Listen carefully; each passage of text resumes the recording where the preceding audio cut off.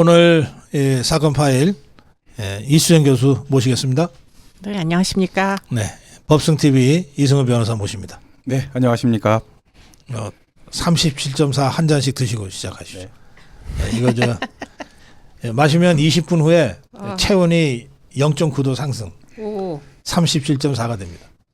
나쁜 세균들을 다 쫓아내 줍니다. 건강물이에요.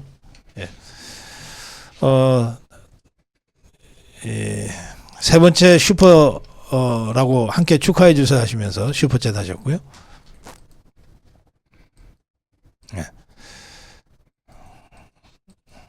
또 한 분이 슈퍼챗 하셨습니다. 고맙습니다. 자,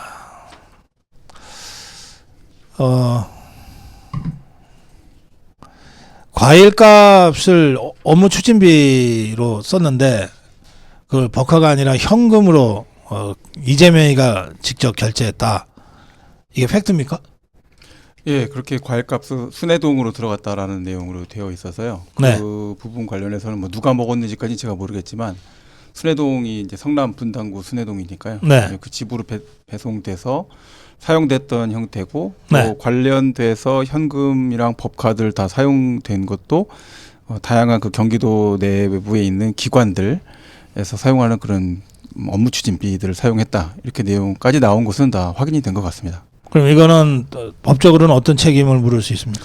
법적으로 항목 전용과 관련돼서 적용할 수 있는 근거 규정이 전혀 없다라고 한다면 한 2천만 원 된다 그러대요? 과일값만? 보도에 따르면. 그 교복을 못 입어보셔서 무상교복 정책 만드셨다고 하셨잖아요. 네. 과일을 뭐 이렇게 충분히 나눠 먹기가 어려우셨어서 업무 추진비로 네. 과일값을 드셨다 뭐 이렇게 되는 건데 네. 사실 공직자 윤리 강령상으로 이렇게 돈을 쓰셔도 되는지는 저는 전혀 이렇게 허용될 것 같지가 않거든요. 네. 그런 측면이라서 이거는 뭐 이게 횡령입니까? 배임입니까? 지금 상태로서 봤을 때는 횡령으로 봐야 될 것 같습니다. 횡령이면 네, 금전이 특정된 상태에서 과일만 따집시다. 네, 한 2천만 원 정도라고 추정되는데 네네. 2천만 원 횡령이잖아요. 그러면 쉽게 말해서. 그렇죠. 이 경우에는 법리적으로 어느 정도 중형이 나옵니까? 일단은 국고 손실을 시킨 관점으로 본다고 한다면 뭐 국고 손실죄 자체가 적용된다 안 된다는 별개의 문제는 없고요. 재질이 안 좋다라고 평가받을 겁니다. 예, 세금 관련돼서 과일값으로 썼어요. 근데 전용할 수 있는 항목이 있습니까? 없습니다. 왜 드셨습니까? 누구랑 먹었어요? 확인 다 해야 되겠죠. 그냥 집에서 즐겁게 먹었습니다. 이렇게 해서는 말할 수가 없을 테고요. 그러니까 그런 문제가 되는 거니까 금액이 작다라고 해갖고 처벌이 안 된다 이렇게 말할 수 없고 일반적인 회사에서도 2천만 원 정도 된다고 한다면은 재판부에서 봤을 때는 이 재질이 안 좋다라고 평가할 때는 실제로는 뭐 6개월에서 8개월 좀 더 올라가게 되면 1년까지도 실형 선고를 하는 경우가 있습니다. 근데 이게 2천만 원을 한 번에 딱 쓴 게 아니고 몇 년에 걸쳐서 그러면은 수백 회에 걸쳐서 라고 할 수 있잖아요. 양형 기준표에 나와 있습니다. 반복하여. 네. 잘 아시잖아요, 교수님. 그죠? 네. 재질이 안 좋다 평가할 때 가중 요소, 가중 요소로 반복적 범행. 해당되는 것에 대해서 죄책감을 전혀 느끼지 않았다. 네. 뭐 그런 형태의 표현이 적용될 것 같습니다. 범죄를 저지른 사람이 이렇게 반복하는 경우는 심리 상태가 어떤 상태입니까? 죄의식이 없어지나요? 일단 범죄라는 인식 자체를 희석시키는 이런 이제 과정이 아마 있을 겁니다. 저도 곰곰이 한번 생각을 해봤어요. 지금 과일값 2천만 원, 그 다음에 뭐 또 관용차를 또 샀죠. 이용해서 5천만 원. 그리고는 또 뭐 2천만 원, 그건 아마 식대 같은 거였던 것 같은데. 그러면 이제 결국은 공금을 뭐 어떻게 보면은 이제 사용을 한 건데, 제가 그만한 돈을 쓸 수 있는 그 가능성이 있겠는가? 저는 연구비 법인카드를 쓰거든요. 이제 외부에서 연구 과제를 수주를 하면은 학교에서 이제 산학협력단으로 돈이 다 들어오니까 카드를 줘요, 법인카드를. 그러면 이제 그거를 연구 목적으로만 써야 되는데 만약에 집에 가다가 마트에서 과일을 샀다. 그러면 어떻게 되는가? 당장 이제 정산을 안 해줍니다. 연구 목적이 아니니까. 네, 왜 연구를 하겠다고 그러더니 과일을 샀냐? 과일을 연구하려고 샀다. 그게 말이 안 되죠. 연구에는 목적이 있습니다. 그렇기 때문에 일종의 이제 어떤 뭐 정산을 할 때는 공기관이라면 특히 특히 이제 국가기관이라면 당연히 어떤 지침이라는 게 있을 텐데요. 이것 자체가 사실 경기도는 그 당시에 완전 마비됐던 거 아닌가 이런 생각을 사실 하게 됩니다. 누군가는 아마 이 카드를 법인카드를 이런 식으로 그러니까 경기도 카드를 이런 식으로 사용한다는 거를 인지는 했을 거예요. 공무원들이 정산하는 직원이 있으니까. 네. 더군다나 지금 나오는 내용이 카드로 긋고 난 다음에 현금으로 보냈다 이런 얘기도 나오잖아요. 네. 현금 저희도 법인카드를 먼저 긋고 연구비가 이제 다 연구가 종료되고 난 다음에 돈이 들어오는 그런 과제도 있어요.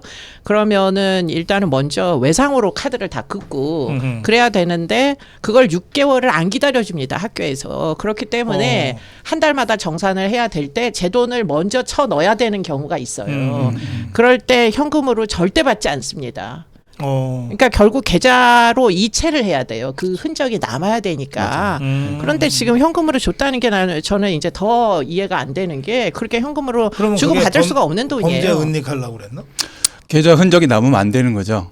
계좌로 받아야 깔끔하거든요. 그러니까 저도 회사에서 법인카드 쓰게 되면 여러 가지 이제 저가 주요한 주주인데 지분을 갖고 있는데도 제재를 많이 받아요. 이렇게 너무 많이 쓴 거 아니냐, 뭐 이런 용도는 뭐냐 설명해달라 이렇게 얘기하는데 보통은 돈을 받을 때 제가 메꿔도 계좌로 하고 제가 썼었던 영수증을 지참해서 보통 처리를 합니다. 그렇죠. 네, 그렇게까지 안 하는 사람은 제가 거의 처음 봤어요. 공무원분 중에는 거의 제가 볼 때 거의 최초인 것 같습니다. 국정원은 예전에 이제 특활비가 있었으니까 뭐 그럴 수도 있는데요. 국정원 아니시잖아요. 경기도잖아요. 도정을 이렇게 하시는 건 처음 봤고요. 만약에 이 정도 지위에 계신 분들이 이렇게 과일값을 2,000만 원씩 쓰시기 시작하시면 국가재정 파탄 날 겁니다. 제 생각에는. 과일은 다 좋아하거든요. 네. 그래요.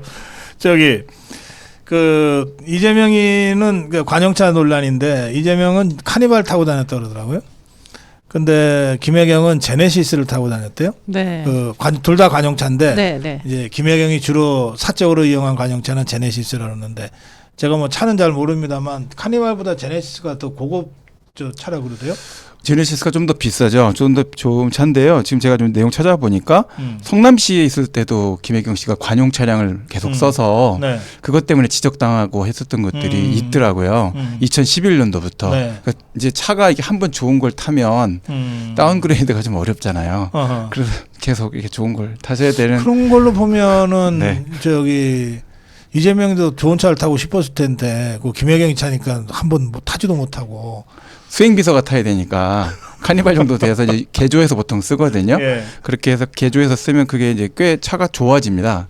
그래서 뭐 1억이 넘기도 하고요. 이렇게 되니까 카니발이라고 해도 아무런 튜닝이 없는 상태의 깨끗한 카니발을 생각하시면 안 되고 뭐 5인용, 4인용 이런 식으로 전용 차량으로 개조된 차량으로 보셔야 될 것 같습니다. 이 김혜경의 심리 상태는 어떤 겁니까? 이런 거 보면 과일도 그렇고 관용차 사적으로 사용한 것도 그렇고 보면. 글쎄 일단 이런 분이 과연 이제 그 어떤 뭐 지도자의 그 부인으로서 적합한가 하는 문제에서 저는 의문이 좀 들고요. 왜냐하면 공과 사를 구분을 할 수 없을 거다 이런 생각이 아주 많이 듭니다. 그러니까 네. 지금 사실은 본인이 한 행위가 과연 이게 법적으로 제재를 받을 수 있는 일인지 그렇지 않은지조차 문제의식이 없었던 거 아니냐. 관행이라고 다 용서되는 게 아닙니다. 그렇기 때문에 틀림없이 법적으로 제재되는 부분이 있을 텐데 문제는 이제 뭐 관행이었기 때문에 성남시에서 했기 때문에 경기도에서도 해도 되고 누구나 뭐 옛날에는 이렇게 하지 않았겠느냐 이런 마음대로 이제 정말 코에 걸면 코걸이 뭐 귀에 걸면 귀걸이라고 자기 마음대로 이렇게 생각하는 네. 근데 관행이라고 이제 이재명이 김혜경이 뭐 경기도에서 주장을 하고 있죠. 하는 모양인데 그 30년 전입니다. 3, 4년 전인 것 같은데 그 김혁규라는 사람이 경남도지사가 됐어요. 이 사람이 이제 경남도지사 관사가 있거든요. 네. 거기 가서 맨 먼저 한 게 뭐냐면요. 이 사람은 이제 미국에 또 연고도 있고 하여튼 그 개인이 쓰는 사용 전화기를 따로 개설했다는 거예요. 그러니까 거기 전화기가 여러 대 있어요. 관용 전화기죠. 근데 자기가 개인적으로 이제 누군가 친구랑 통화할 때도 이 관용 전화기를 쓰면 안 된다는 생각이 있는 거예요. 비밀 전화를 하기 위해서는 아니고요. 아니. 네. 그래서 사적으로 그냥 개인 전화기를 놨대요. 아. 그래서 이거를 그래서 내가 그걸 어떻게 구별하냐? 예? 네, 구별하냐. 그 개인 얘기하다가 사적 얘기도 할 수도 있고 그런데 그러니까 네. 앙리래요. 이게 공직자가 이게 사적인 거냐 공적인 거냐를 딱 구별하는 기준이 확실하게 있으면 그거 구별하는 거 아무 어려움이 없대. 그렇죠. 예, 그렇게 네. 해서 자기가 사적으로 쓴 전화기 요금은 따로 내더라니까요. 네. 이게 30년 전에 지방자치가 실시될 무렵에 우리 광역단체장들의 그 모델이에요. 관용 무슨 관용. 뭐 그럼에도 불구하고 지금 이 분들은 지금 관행이었다 이렇게 이제 주장하는 게 네. 굉장히 좀 구시대적이다. 그리고는 이들은 법 위에 있는 사람들 같다라는 생각을 지우기가 어렵습니다. 그러니까 지금 이렇게 해서 정말 그 불법 행위를 정말 수도 없이 지난주에도 얘기한 것 같은데 사소한 불법을 수도 없이 많이 하다 보면은 불법이라는 인식 자체가 세탁이 돼서 희석이 돼서 죄의식이 세탁되는구나. 그렇죠. 그렇기 때문에 이제 그게 큰 불법이라고 인식을 못하게 되면 결국은 그게 누적돼서 지금 5천만 원, 2천만 원 이렇게 되는 겁니다. 예. 그렇기 때문에 지금 제가 생각할 때는 이런 부분은 좀 더 엄격하게 알겠어요. 처분을 해야 될 거다 이런 생각입니다. 저기 이수영 교수님. 네. 문다의 심리 상태 좀. 이분은 좀 글쎄 뭐 지금 좀 특이하신 분 같다 이런 생각이 드는 게 예. 지금 한두 가지의 문제를 갖고 있는 것 같지가 않습니다. 그 짧은 기간 동안 네. 어느 날 갑자기 이제 부친이 이제 대통령이 되다 보니 네. 갑작스럽게 늘어난 본인의 이제 어떻게 보면은 뭐 본인의 권한이 아니잖아요. 그러니까 아버지의 권한을 이용해서 본인의 입장에서는 이익이 되는 것들을 취해 왔는데 이거야말로 정말 심각한 문제다. 지금 수사가 이제 진행 중인 걸로 알고 있는데 저희가 지난주에 뭐 잠깐 옷과 연관된 얘기를 했었잖아요. 네. 그것과 마찬가지로 지금 제2부속실에서 도대체 무슨 일을 했었느냐. 문 대통령 시절에 네. 사실은 아주 촘촘히 따져봐야 된다는 생각이 들고 지금 아마 문제가 되고 있는 이제 그 계좌들이 한두 개가 아닌데 사람으로 보면 한 서너 명 정도가 지금 부속실 직원들이 이제 드러난 것으로 보이거든요. 네. 그럼에도 불구하고 지금 본인이 뭐라고 올렸나요? 최근에 뭐 기껏 300만 원 이러고서는 SNS에 올렸다가 지웠다는 거잖아요.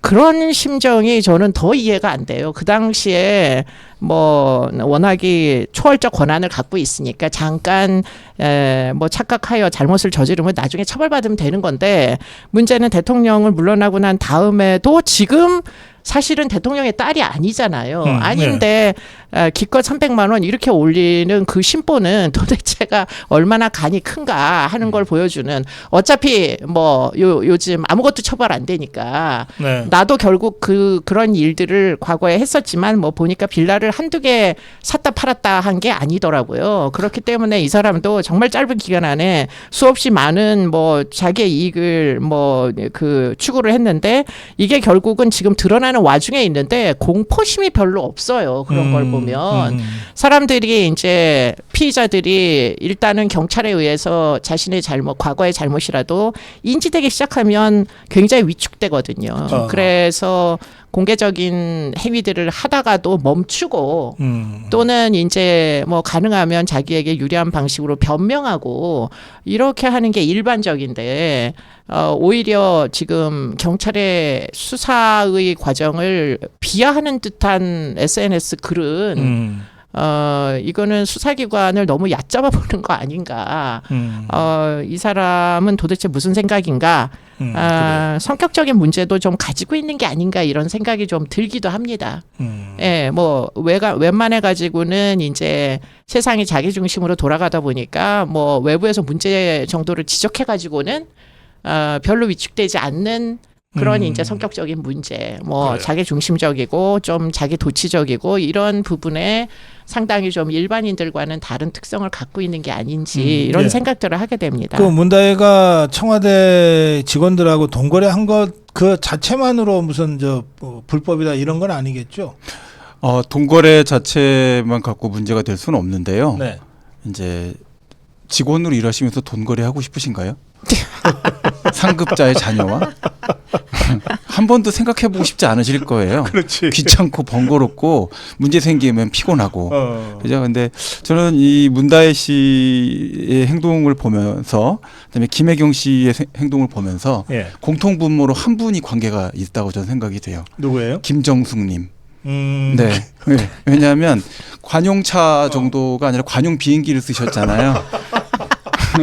김혜경은 약관에 그러고 보니까. 그러니까 위에서 그렇게 하시니까 이 정도야 뭐 이렇게 될 수가 있겠죠. 그렇지. 이제 누구는 비행기 타고 그런 생각이 다니는데. 들고 또 가족이랑 좁은 범위 안에서 서로 그게 뭐 대단한 일이야? 별거 아니야. 술 먹고 잊어. 아니 수갑차 이렇게 되는 이런 문제로 되는 게 차이가 있거든요. 그러니까 결국은 서로 얘기를 하면서 이제 으쌰으쌰 하는데 잘못된 방향으로 으쌰으쌰 하고 있는 것 같다 이런 생각이 좀 많이 듭니다. 네. 그래요. 네. 뭐 별로 할 말이 없네. 아니 누구는 비행기 타고 다니는데 뭐 제네시스 가지고 그래. 그러니까요. 네, 그렇습니다. 네. 네. 쫀쫀하게. 네. 바로 국고에서 그냥 3억 몇천씩 쓰셔도 그 외교인데 이것도 다 외교죠. 지금 이게 다 보면 순회동에서 만나도 업무고 다 이렇게 되는 거죠. 참. 네. 그렇게 다 기준이 적용된다고 하면 아니 그러면 대한민국에서 얘기 나온 김에 네. 김정숙의 심리 상태 좀 얘기해 주세요. 근데 뭐 지금 제가 생각할 때는 김빈전 교수가 얘기했던 게 다 좀 설득력 있다. 김 씨가 모두 좀 그 일반적이지는 않다. 보통 사람들하고는 좀 다르다. 이런 생각은 할 수밖에 없어요. 어떻게 됐던지 간에. 그런데 이제 그 중에서도 뭐 김정숙 여사의 스케일은 일단 나머지 두 사람보다는 현저히 크기 때문에 뭐라고 지금 얘기하기가 그런데 문제는 몸이 크다고 그러신 건 아니죠? 스케일 전혀 아니고요. 사건의 스케일. 네, 뭐 저는 그렇게 그 외관상의 특징을 지칭하는 사람은 아닙니다. 그런데 문제는 김정숙 그 여사의 딸이 제가 볼 땐 더 큰 문제로 보여요. 솔직히 얘기하자면. 뭐 지금 거의 머니 론더링을 여러 번 한 것 같고요. 예, 그건 사실 외국 같은 경우에도 아주 엄벌하는 범죄이고요. 돈 세탁. 네, 돈 세탁. 그리고는 그걸로 개인적인 착복을 여러 번 한 걸로 알았어요. 보입니다. 네. 이런 거를 잘 모르는 우리 정말 일반 서민들은 돈 세탁 그러면 진짜 세탁기에 넣어서 빠는 줄 알아요. 네, 네. 돈 세탁 어떻게 하는 거예요? 돈 세탁은 일단 여러 군데 계속 이동을 하고요. 예. 계좌나 뭐를 이동을 해요? 돈을요. 돈을. 네, 돈을 가치를 변화시키기도 합니다. 그러니까 예를 들어서 한 번에 이동을 할 때 계좌상으로 연결되면 연결 계좌는 다 따라갈 수가 있어요. 그리고 그 국제적으로도 그 계좌 결제 시스템으로 다 따라옵니다. 자, 그렇게 되는데 중간에 개인적으로 돈이 분산돼서 캐리가 이루어져요. 돈을 나눠서 현금으로 다 뽑아갖고 이동시키고 순간적으로 없어지는구나. 네, 사라졌다가 다시 이 어디선가 계좌 나타나는 추적선에서. 거죠. 그러니까 그거랑 비슷합니다. 술 많이 먹으면 기억이 끊기죠. 필름 끊기는 거. 필름 끊기는 거 비슷하게 계좌도 끊깁니다. 끊기고 나서 없어 갑자기 나타나는 거죠, 돈이. 그럼 그 돈이 이 돈인지. 이거는 사실은 진술이나 여러 가지 자료를 다 조합해 봐야 되는데 한 번 끊기는 게 아니라 매일 끊겨요. 그러면 이제 기억이 안 나죠. 술에 안 먹어도 그럼 끊깁니다. 그러니까 그런 여러 가지 형태로 막 이루어지는 형태를 만드는 거니까 이러다 보면 본인 돈인데도 문다혜 씨 본인도 자기 돈이 얼마가 어떻게 처리가 됐는지를 모를 수가 있어요. 실제 그렇잖아요. 그래서 300만 원밖에 안 된다고 올렸다가 그거 아니야. 전화 오는 거죠. 그거 아니에요. 더 있어. 이렇게 되니까 아니구나. 빨리 이럴 수도 있어요. 가능성이 몰랐었다. 몰랐었다. 그것도 있었구나. 이럴 수도 있습니다. 네. 이런 정말. 창의적이군요. 네, 네. 알겠습니다. 조금 정치 사건은 아니지만 서울대 N번방 여성판 N번방 사건이요. 이거 교수님 어떻게 봐야 됩니까? 글쎄 이게 이제 아주 심각한 문제입니다. 뭐 예. 엄벌해야 됩니다. 뭐 논쟁의 재론의 여지가 없이 이거는 진짜 심각한 문제고요. 본인의 의사에 반해가지고 그 사람의 그야말로 뭐 좀 이렇게 노출이 심한 사진 같은 것들을 SNS에 또는 뭐 여러 그 뭐 온라인 게시판에 올리는 행위 자체가 당사자의 의사에 반한 것일 개연성이 되게 높아서 그럼 엄벌을 해야 되는 게 마땅한데요. 네. 그런데 이제 그 서울대 N번방이 주목받는 이유는 제가 볼 때는 이게 기존에 있던 조주빈의 사건과 것과는 달리 서울대라는 데 너무 주목하시는 거 아닌가 이런 생각이 들어요. 그렇기 때문에 뭐 N번방 같은 이제 음란물을 불법으로 서로 사용을 하는 자들의 심리가 그러면 뭐 학력이 높다고 다르냐 그건 사실은 아니거든요. 아, 그래요. 그렇기 성범죄는 때문에 학력과 관계 없습니까? 그렇습니다. 뭐 경우에 따라서는 지금 여성판 N번방도 사용자의 경우에는 뭐 남성과 별로 다르지 않은 여성들의 어떤 성적인 그런 이제 몰래 훔쳐보고 거기서 만족을 얻는 이런 이제 특성들은 상당히 공통분모가 있을 거라서 네. 그러지는 말라는 게 지금 이 성폭력 처벌법의 여러 가지 법률 규정이기 때문에 처벌받는 건 너무 마땅한데요. 네. 그런데 이제 그럼에도 불구하고 이제는 드디어 이 성폭력 특례법이 좀 그 세분화가 돼야 되겠다 이런 생각이 드는 이유는 뭐냐면 네. 조주빈 사건과 서울대 N번방 사건은 사건의 본질이 약간 다릅니다. 더군다나 지금 여성판 N번방 여성시대에서 있었던 그 게시물에 대해서는 또 사건이 약간 성격이 달라요. 그런데 이걸 모두 다 싸잡아가지고 지금 성폭력 특례법의 14조 뭐 불법적 카메라 등 이용 촬영죄와 반포 게시 뭐 이런 것들을 그냥 똑같이 적용해도 되느냐. 이건 사실 아닌 것 같거든요.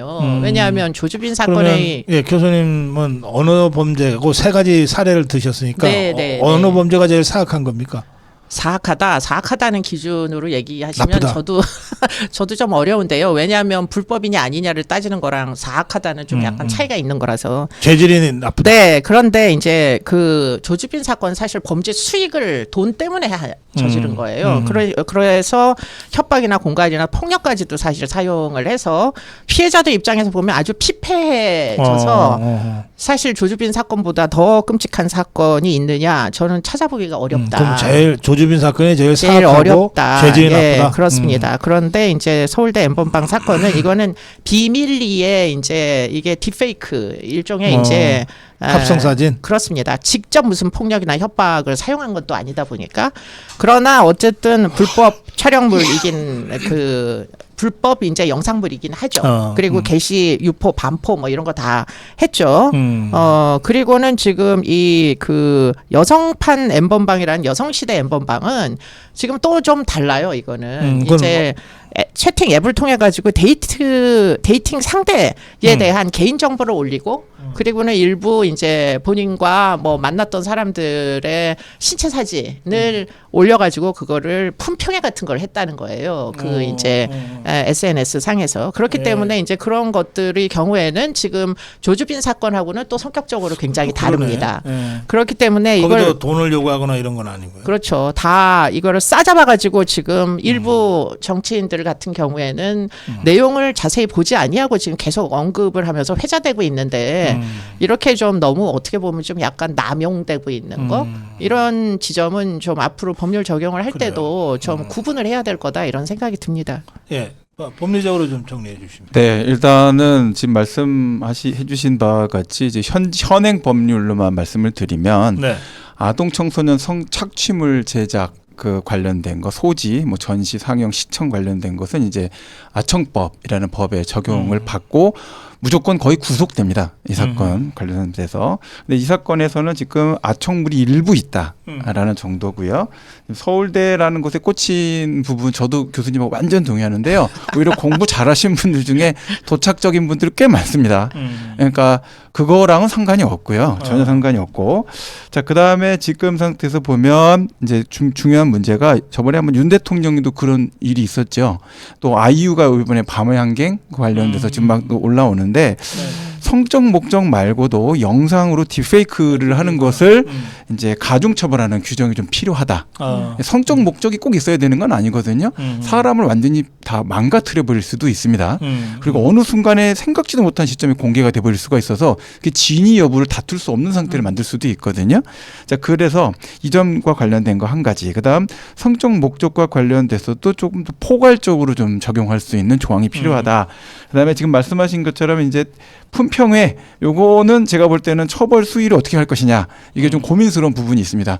남자들도 모여서 여성들 신체적인 거 갖고 품평회 하면 안 되고 여성분들도 남자들 신체 갖고 품평회 하는 거 바람직하지 않겠죠. 이제 어떻게 정의할 것이냐 좀 약간 차원은 약간 다르지만 그러나 정리는 필요하다 이렇게 생각을 합니다. 네. 그 여성 커뮤니티에서 자기들끼리 수다를 떨었다 이렇게 자기들은 생각할지 모르죠. 예전에 그 어느 대학교인지 제가 정확히 기억이 안 나는데 어느 대학교에서 후배들 사진 찍어갖고 막 맞아요. 이렇게 네. 했었죠. 그렇게 했는데 그거 관련돼서 다 사실은 형사처벌 다 문제로 다 문제가 갔거든요. 났죠. 네, 이제 그렇게 되는 문제라서 단순 품평으로 끝날 수 있는 문제냐? 이거는 좀 제 생각에 그 서연은 넘어가는데 N번방은 좀 심했다 이런 생각은 좀 듭니다. 네. 예, 알겠습니다. 예, 시간이 다 돼서 한 말씀씩만 듣겠습니다. 예, 저 이수영 교수님. 네, 일단은 지금 N번방 사건이라고 하는 그 용어를 네. 좀 그 신중하게 써야 될 필요가 있다. 왜냐하면 이게 사실은 이제 그 차별적으로 처벌을 해야 되는 사건을 두리뭉실하게 그 지칭을 하다 보니까 오해를 그 유발해서 사실은 이게 젠더 이슈가 사실은 아닐지도 몰라요.